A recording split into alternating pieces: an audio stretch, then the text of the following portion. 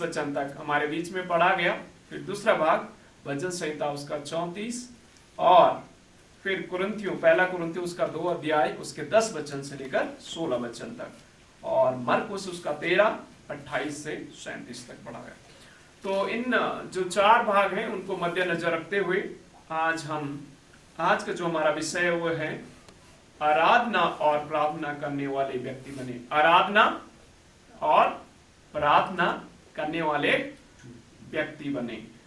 और जब मैं इस विषय के ऊपर मनन कर रहा था, अध्ययन कर रहा था, तो जो शब्द है आराधना जो शब्द है, आप और मैं इस शब्द को जब इंग्लिश वर्ड में जब जाएंगे तो उसका जो मीनिंग है, एक्चुअल मीनिंग है आराधना का, वो है worthiness and giving the like honor one who deserve। आराधना वो है कि परमेश्वर योग्य है उसके आराधना का, और परमेश्वर को आदर और महिमा दे रहे हैं हम क्योंकि वो योग्य है इसके। वो है आराधना का मतलब। और जब आप डिटेल्स में जाएंगे तो ग्रीक और हिब्रू में भी कुछ शब्दों का इस्तेमाल किया गया है। अबोध, अबाद, असाब, ये जो इब्रानी भाषा के शब्द आराधना के लिए इस्तेमाल किए गए हैं। और लिट्रेन ये ग्रीक वर्ड है जो इस्तेमाल किया गया आराधना के लिए।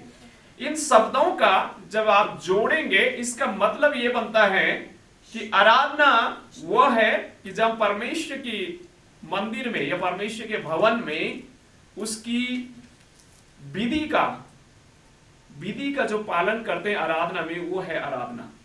यानी परमेश्वर की सर्विस से एसोसिएटेड वर्क को ही आराधना कहा जाता है। आराधना सिर्फ ये नहीं कि चिल्ला करके गीत गा रहे हैं, म्यूजिक के साथ गीत गा रहे हैं, ये इसका मतलब नहीं है। कई बार हम लोग ये मिसकंसेप्शन जो हम लोगों के माइंड में है और ये धारणाएं हैं मनों में कि आराधना का मतलब यही होता है कि हम गीत गाते हुए, चीखते हुए, चिल्लाते हुए, अच्छे म्यूजिक के साथ, वही एक आराधना।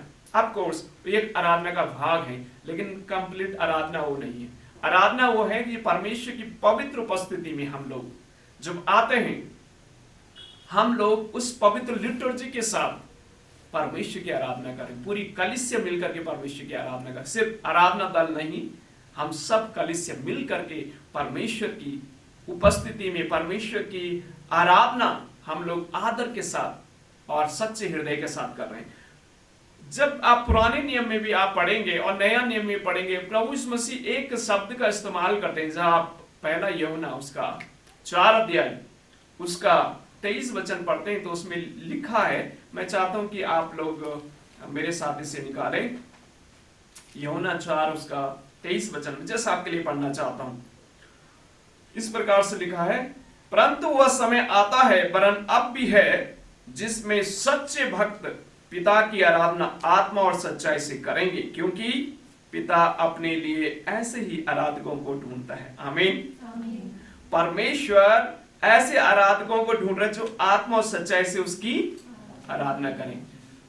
प्रियो, कई बार आप में परमेश्वर की आराधना करते हैं, गीत हम गाते हैं, इंस्ट्रूमेंट हम बजाते हैं, चर्च में हम आते हैं, हम चर्च में ही बैठे रहते हैं, सब कुछ हम करते हैं, पर हमारे हृदय जो है कहीं दूसरे जगह डगमगाते हैं, ढूंढते रहते हैं, भागते रहते हैं। हमारा शरीर यहां होता है लेकिन आत्मा कहीं और होती।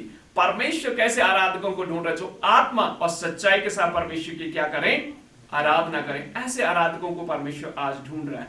और अबोध और अबेद और असर और लिटरल का सिंपल मतलब वही है कि परमेश्वर की आराधना जो आप जो है कलीसिया में आदर के साथ कर रहे हैं, सम्मान के साथ कर रहे हैं, ये एहसास हुए कर रहे हैं कि परमेश्वर की उपस्थिति क्या है, यहां पर मौजूद है। उस डर के साथ, उस रिफरेंस के साथ हम परमेश्वर की आराधना कर रहे हैं।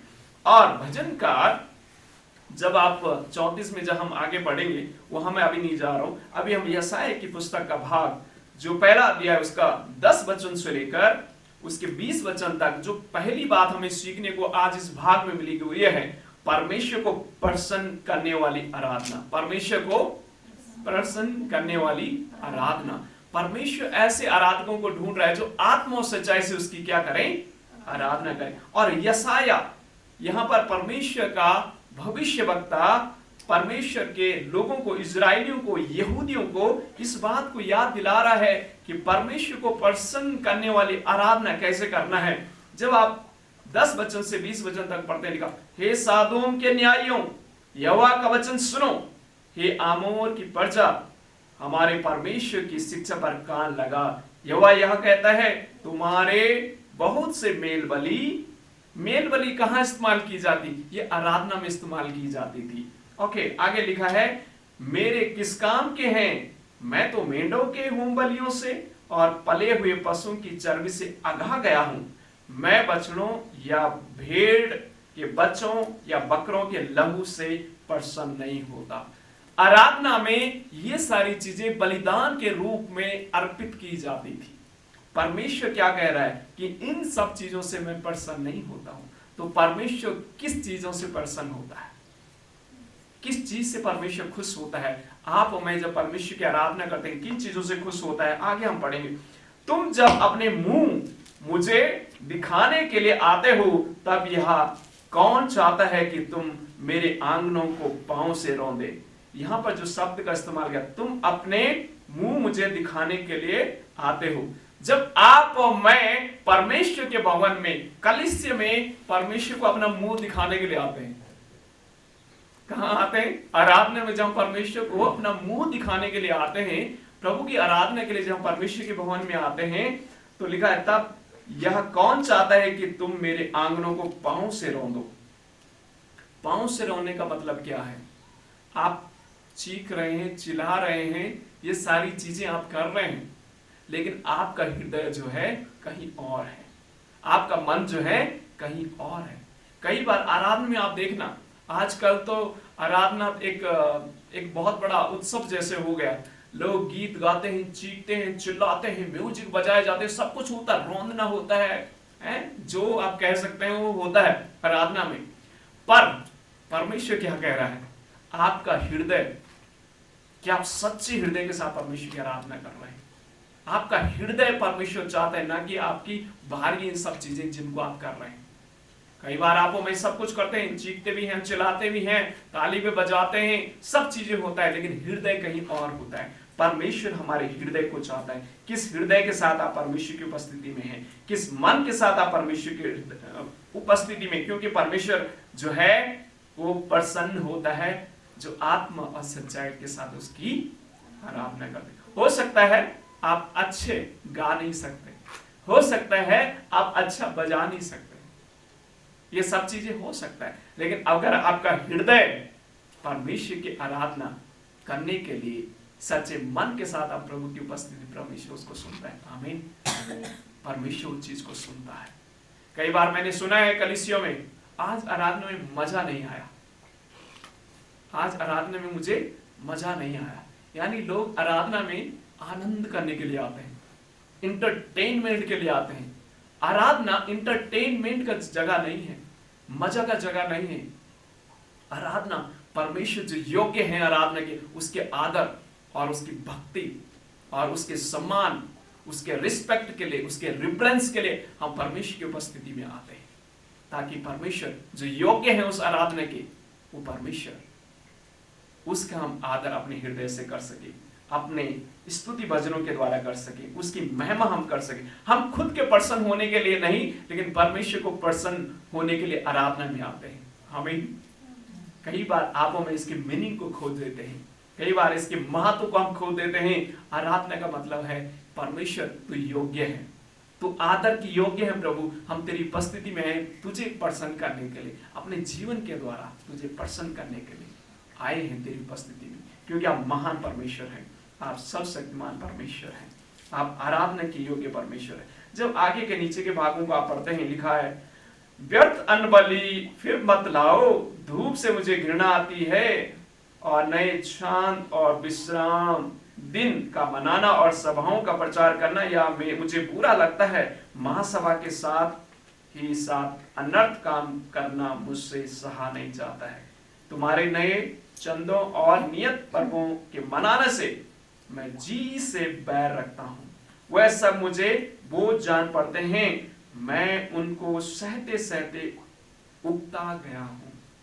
ये शब्द जो यहाँ पर इस्तेमाल किए जा रहे हैं, परमेश्वर यशाया भविष्यवक्ता के द्वारा इजरायली यहूदी लोगों को समय कह रहे हैं। ये सब लोग कर रहे थे, आराधना कर रहे थे, मेल बलि चढ़ा रहे थे, विश्राम दिन को मनाते थे और पर्वों को मनाते थे, चंदा देते थे, सारी चीजों को कर रहे थे। परमेश्वर कहता मैं उकता गया हूं।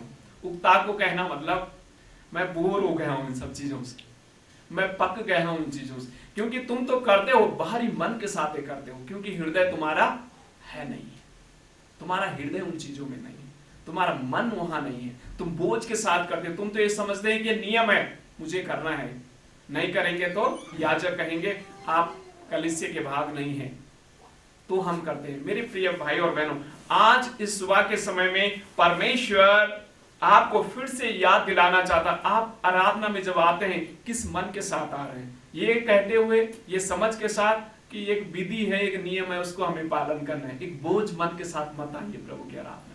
ये अच्छा है ना आना कि भारी मन के साथ आ जाए।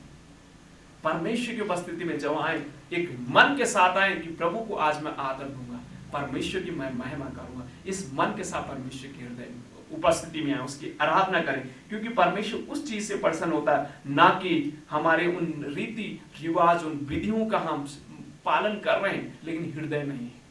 कई बार ऐसा होता है, कई बार ये सब चीजें होता है। परमेश्वर हमसे चाहता है कि हम परमेश्वर को प्रसन्न करने वाले व्यक्ति बने। और परमेश्वर किससे प्रसन्न होगा? सच्चे मन के साथ, सच्चे हृदय के साथ हम परमेश्वर की आराधना करें, आदर के साथ करें, भक्ति के साथ करें, सिर्फ इसे बोझ या रीति और रिवाज समझते हुए ना करें। और ये 15 वचन में पढ़ता हूं, जब तुम मेरी ओर हाथ फैलाओ तब मैं तुमसे मुंह फेर लूंगा। ये भाग हमने पिछली बार भी इससे हमने सीखा था। परमेश्वर आपको कहना क्या चाहता है? परमेश्वर उस समय यहूदियों को क्या कहना चाह रहा? परमेश्वर यही उन्हें कह रहा था, आप लोग जो हैं ये जब तक तुम्हारा मन, जब तक तुम्हारा हृदय प्रसन्नता के साथ आप मेरी उपस्थिति में ना आओ, तब तक मैं तुम्हारी प्रार्थना को नहीं सुनूंगा। अगर आप चाहते हैं कि परमेश्वर आपकी प्रार्थना को सुने, आप और मैं सच्चे मन के साथ परमेश्वर की आराधना करना सीखें।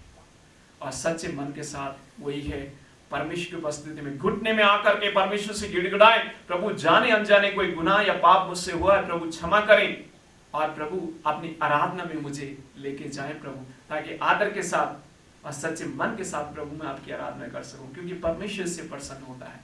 जब आप दाऊद राजा के बारे में पढ़ते हैं, मैं चाहता हूं कि आप पढ़िए पहला इतिहास उसका 29 अध्याय उसके 10 वचन से जरूर इस भाग को पढ़ें कि दाऊद कैसे परमेश्वर की आराधना करता था, दाऊद किस मन के साथ परमेश्वर की आराधना करता था। परमेश्वर ऐसे आराधकों को ढूंढता है जो सच्चे मन के साथ उसकी आराधना करते हैं, जो आदर के साथ उस परमेश्वर की आराधना करते हैं, और जो अपने आप को नहीं, अपने टैलेंट को नहीं, अपने उन रीति विधियों को नहीं, लेकिन परमेश्वर को पहला स्थान देते हैं। मैं जैसा आपके लिए पढ़ना चाहता हूं, पहला इतिहास उसका 29 अध्याय और उसके 10 वचन में लिखा है, तब दाऊद ने सारी सभा के सम्मुख यहोवा का धन्यवाद किया, और दाऊद ने कहा, हे यहोवा, हे हमारे मूल पुरुष इजराइल के परमेश्वर, अनंत काल से अनादि काल से अनंत काल तक तू ही धन्य है। ये यहोवा, महिमा, पराक्रम, शोभा, सामर्थ और वैभव तेरी ही है, क्योंकि आकाश और पृथ्वी में जो कुछ है वह तेरा ही है। ये यहोवा, राज्य तेरा है और तू सभा के ऊपर प्रमुख और महान ठहरा है। 13 वचन में, इसलिए अब हे हमारे परमेश्वर, हम तेरा धन्यवाद करते और तेरी महिमा युक्त नाम की स्तुति करते हैं। और मैं जैसा आपके लिए आगे के वचन पढ़ना चाहता हूं, लिखा है 16 में, हे हमारे परमेश्वर यहोवा, वह जो बड़ा संचय हमने तेरे पवित्र नाम का भवन बनाने के लिए किया है, वह तेरे ही हाथ से हमें मिला है और सब तेरा ही है। हे मेरे परमेश्वर, मैं जानता हूं कि तू मन को जांचता है और सीधाई से प्रसन्न रहता है। आमीन। मैंने तो यह सब कुछ मन की सीधाई और अपनी इच्छा से दिया है, और अब मैंने आनंद से देखा है कि तेरी प्रजा के लोग जो यहाँ उपस्थित हैं, वे अपनी इच्छा से तेरे लिए भेंट देते हैं। 19 वचन लिखा, मेरे पुत्र सोलोमन का मन ऐसा खरा कर दे कि वह तेरी आज्ञाओं, चितावनियों और विधियों का मानता रहे और यह सब कुछ करे और उस भवन को बनाए जिसकी तैयारी मैंने की है। तब दाऊद ने सारी सभा से कहा, तुम अपने परमेश्वर का धन्यवाद करो। तब सभा के सब लोगों ने अपने पितरों के परमेश्वर यहोवा का धन्यवाद किया। आमीन। परमेश्वर जो है मन को जांचता है। दाऊद इस प्रकार से कहता है, हे मेरे परमेश्वर, मैं जानता हूं कि तू मन को जांचता है और सीधाई से प्रसन्न रहता है। दाऊद, परमेश्वर ने इसे बुद्धि, समझ और ज्ञान और ताकत और वीरता और बहादुरी परमेश्वर ने इसे दी थी, और एक भेड़ चराने वाला इंसान को परमेश्वर ने एक राजा बनाया। और दाऊद को परमेश्वर ने उठाने का एक ही मकसद था, क्योंकि वो मन से सच्चा था, मन का सच्चा था, आदर के साथ परमेश्वर की आराधना करता, परमेश्वर को महिमा देता था। आराधना में जब आप हमें आए, परमेश्वर को महिमा दें, उसको धन्यवाद चढ़ाएं, उसकी स्तुति करें, उसकी बढ़ाई करें, याद करें उसके उपकारों को कि प्रभु सब चीजों का दाता आप हैं। जब आप दुख में हो जाएं, जब आप परेशानी में हो जाएं, मुश्किलों में हो जाएं, चेहरे आपके मुरझाने नहीं, परमेश्वर की महिमा करें, प्रभु तू इसमें भी मुझे मदद और सहायता करे। जब आप दाऊद के जीवन से आप सीखेंगे कि दाऊद जो है, उसके जीवन में बहुत सारी चुनौतियां आई, बहुत सारी परेशानियां आई, बहुत सारी मुश्किलें आई, लेकिन उन मुश्किलों में भी दाऊद परमेश्वर की महिमा करता है, हमें परमेश्वर की स्तुति करता है। इसीलिए परमेश्वर कहता है कि मेरे हृदय का व्यक्ति कौन है? दाऊद। वो हृदय के साथ परमेश्वर की आराधना करता था, हृदय के साथ परमेश्वर की महिमा करता था, क्योंकि परमेश्वर प्रसन्न होता है किससे? हमारे सच्चे हृदय के साथ, जब हम उसकी आराधना करते हैं। तो पहली बात जो मैं आपको सिखाना चाहता हूं ये है, परमेश्वर को प्रसन्न करने के लिए परमेश्वर को प्रसन्न करने वाली आराधना करें। यानी परमेश्वर हमें चाहता है सच्चे मन के साथ करें, सच्चे मन के साथ उसका धन्यवाद करें, सच्चे मन के साथ उसकी आराधना करें और उसकी स्तुति करें। जस्ट मैं एक इलस्ट्रेशन मुझे जस्ट याद आया। एक राजा था, उस राजा का नाम है बीर, और राजा बीर बहुत ही प्रसिद्ध राजा था, और उसकी जो छवि उसकी प्रजा में थी बहुत ही अच्छी थी, क्योंकि वो एक अच्छा राजा था, लोग बहुत पसंद उसको करते थे। और उनकी रानी बीरजता रानी का नाम था। लेकिन इनके परिवार में, राजा बीर और बीरजता, इनके परिवार में सब कुछ और तो था, लोग प्रजा उन्हें बहुत पसंद करती थी, सब कुछ ठीक था, लेकिन इनके परिवार में एक बच्चे की आशीष नहीं थी। तो राजा इस चीज से बहुत दुखी था, मन उसका खेदित रहता था और चिंता भी करता था कि कैसे मेरी जो राज्य है आगे बढ़ेगा अगर बच्चे नहीं हैं। तो इस चीज से बहुत चिंतित रहते थे, लेकिन था बहुत अच्छा, प्रजा उन्हें बहुत पसंद करती थी। एक बार क्या होता है, राजा बीर, उन्हें बताया जाता कि एक संत है, बहुत ही धार्मिक स्वभाव के संत हैं, और उनके पास जो जाता है वह कभी खाली नहीं आता है, आशीष पाके ही आता है। तो राजा बीर इस संत के पास लंबी यात्रा करते हुए उस माउंटेन, उस पर्वत में पहुंचते हैं, और इस संत ने राजा बीर से कहा, हे राजा, आपको मुझसे क्या चाहिए? आपकी प्रसन्नता के बारे में, आपके बारे में मैंने सब सुना है कि आपकी प्रजा आपको बहुत पसंद करती है, आपके पास सब कुछ है। राजा ने कहा, मेरे पास सब होने के बावजूद भी एक चीज की घटी है, एक चीज की कमी है। तो प्रजा ने कहा, क्या है? संत ने कहा, क्या है वो कमी? इसने कहा, मेरे पास बच्चे नहीं हैं। तो इस संत ने कहा, मैं आपकी क्या मदद कर सकता हूं? राजा ने कहा, राजा ने अपना जो सर में उसका मुकुट था उस संत के चरणों में रख दिया और कहा, मेरी आपसे एक गुजारिश है, बस मुझे एक ऐसा वर दो, एक ऐसी आशीष दो कि मेरे बच्चे हो जाएं। उस संत ने उसे कहा, राजा को कहा, हे राजा, ये जो मुकुट आपको दिया है मेरे चरणों में मत रखो, इसको अपने सर में रखो, क्योंकि ये प्रजा का एक प्रतीक है आपके लिए। आपसे वो प्यार करते हैं, आपका आदर करते हैं, आपका सम्मान करते हैं, आप मेरे चरणों में मत रखिए इसे। और उस संत ने कहा, आप अपनी जिम्मेवारी को, अपनी ड्यूटी को विश्वास योग्यता के साथ करते रहो, उसी में आपको आशीष और बरकत मिलेगा। यही मैं आपको कहना चाहता हूँ। लेकिन राजा कहता है कि नहीं, मुझे बच्चे की आशीष का एक वर दो। तो उसने कहा जाओ, वापस जाओ और अपनी जिम्मेवारी, अपनी ड्यूटी को वफादारी से करो, और किसी भी एक ईश्वर को आप पूजा करना है या आराधना करना हो, करो। तो संत वापस आ जाता है, ये राजा वापस आ जाता, अपने राजमहल में आ जाता है, और इसने एक बहुत बड़े इमारत, एक भवन बनाया प्रार्थना आराधना के लिए। और अब ये वहीं पर आराधना करता रहता है, जप करता रहता है, और अपनी प्रजा को इसने भूल दिया।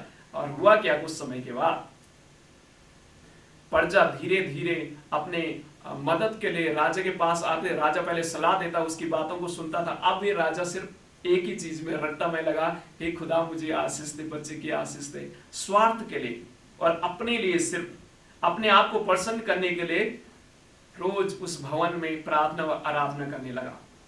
एक बार क्या हुआ, एक बुजुर्ग व्यक्ति राजा के पास मदद के लिए आता है, और उसका बेटा जो हॉस्पिटल में गंभीर रीति से बीमार था, और उसे इलाज के लिए कुछ पैसों की जरूरत थी। राजा के पास जब वो उस भवन में आता है, प्रार्थना के भवन में आता है, आराधना के भवन में आता है, राजा उसकी सुनता नहीं है, और कहता है, अपने सिपाही कहते हैं, इसे उठा के बाहर फेंक दो। कुछ समय के बाद क्या हुआ, उस बुजुर्ग का जो बेटा है उसका डेथ हो जाता है। इस प्रकार से राजा तो अब लोगों की बातों को नहीं सुन रहा है, सिर्फ जब आराधना अपने स्वार्थ के लिए ही मांग रहा है। कुछ समय के बाद क्या होता है, पूरे राजमहल के एक प्रोटेस्ट के लिए निकल जाते हैं राजा के खिलाफ में, और राजा के जब खिलाफ आ जाते हैं तो उसके जो मेन एडवाइजर होते हैं उसके पास जाते हैं और कहते हैं कि ऐसा हो गया, प्रजा आपके खिलाफ हो गई है। तो उसने कहा, अरे ऐसा कैसे हो गया है, मैंने तो ऐसा कुछ उनके खिलाफ कुछ किया नहीं है, और क्यों ऐसे मेरे खिलाफ हो गए। उन्होंने कहा, एडवाइजर ने कहा, हे राजा, आपने अपनी ड्यूटी को, अपनी जिम्मेवारी को वफादारी से नहीं किया, उनको सुना नहीं आपने, उनकी जब मदद की आवश्यकता मदद नहीं की, इसलिए ये लोग जो आपके खिलाफ हो गए। फिर जाकर के इस राजा को ये एहसास होता है, उस संत की बात याद आती कि अपनी ड्यूटी और रिस्पॉन्सिबिलिटी को वफादारी से करो, खुदा आपको उसी में बरकत और आशीष देंगे। तब जाके इसकी समझ को खुलती है, और फिर ये प्रजा के लिए फिर से मेहनत करना, काम करना, भलाई का काम करना फिर से शुरू कर देता है। कुछ समय के बाद इसको बच्चे की आशीष भी मिलता है। आमीन। जब आप और मैं परमेश्वर ने जो जिम्मेवारी आपको मुझे दी है उसको जब वफादारी से करते हैं, परमेश्वर उससे प्रसन्न होता है। परमेश्वर यशायाह के माध्यम से उनको यही कह रहा है कि तुम लोगों की भलाई नहीं करते हो, लोगों की सहायता नहीं करते हो। जब आगे आप पढ़ोगे तो इसमें लिखा हुआ है ना, विधवाओं की क्या करो, शुद्धि लो, उनका उद्धार मत करो, अन्याय मत करो, अनाथों के अन्याय मत करो। ये सब चीजें 17 वचन, भलाई करना सीखो, यत्न से न्याय करो, उपद्रवी की सुधारो, अनाथ का न्याय चुकाओ, विधुओं का मुकदमा लड़ो।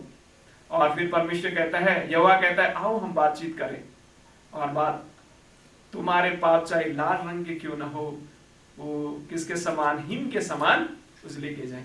यानी परमेश्वर जो प्रसन्न होता है वो इससे प्रसन्न होता है, अपनी जिम्मेवारियों को, अपनी ड्यूटी को वफादारी के साथ करो। आप जहां पर भी हैं विश्वास योग्यता के साथ उसको करो, प्रभु उसी में उससे प्रसन्न होता है। जब आप आराधना करो, सच्चे मन के साथ आराधना करो, क्योंकि परमेश्वर ये हृदय को जांचने वाला परमेश्वर है, परमेश्वर मन को जांचने वाला परमेश्वर है, परमेश्वर इस चीज से प्रसन्न होता है। ओके, मैं जस्ट आगे बढ़ना चाहता हूँ। जब हमने भजन संहिता उसका 34 जो अध्याय है हमारे बीच में पढ़ा गया, ये भजन जो है बहुत ही सुंदर भजन है, और इस भजन से आप बहुत सारी चीजों को सीख सकते हैं। जो दूसरी बात आज हमें इस भजन से सीखने को मिलेगी वो ये है, निरंतर प्रभु और उसके अनुग्रह को ढूंढे। निरंतर प्रभु और उसके अनुग्रह को ढूंढे, परमेश्वर को ढूंढना, निरंतर परमेश्वर को ढूंढना, उसके अनुग्रह को ढूंढना, ये बहुत ही महत्वपूर्ण एक परमेश्वर के लोगों के जीवन में ये गुण होना बहुत जरूरी। भजनकार 34 में लिखता है, मैं हर समय यहोवा का धन्यवाद करूंगा, उसकी स्तुति निरंतर मेरे मुख से होती रहेगी। आमीन। भजनकार क्या कह रहा है कि हर समय में यहोवा को धन्यवाद कहा करूंगा, निरंतर मेरे मुख से